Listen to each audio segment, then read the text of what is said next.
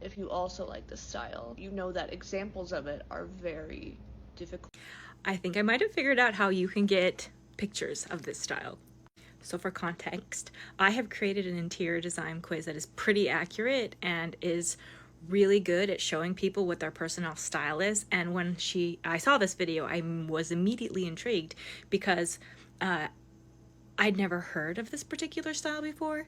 However, it does fit into the context of my design quiz because it's not based upon current interior design styles, but rather on 3 different preferences that you can see in each picture. So this particular style is a type 17.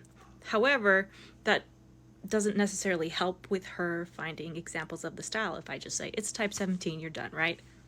A really good example of type 17 is the boho style, which she referenced later in her video, saying that her living room does kind of have some boho vibes, and I was like, see, it works. But anyways, I have been creating this guidebook that has lots of examples of all of the styles so that you can take the test, get your type, and then have tons of photo examples.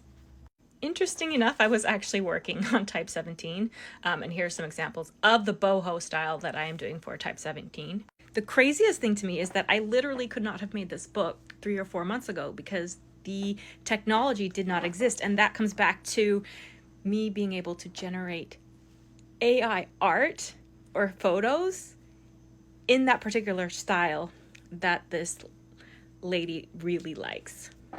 So this is the tool that I've been using. Let it focus. playgroundai.com, and I generated some pictures of what I believe is the style.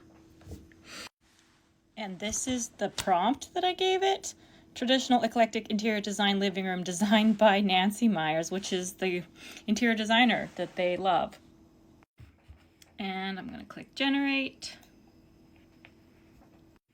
And it's going to start popping up a whole bunch of different results.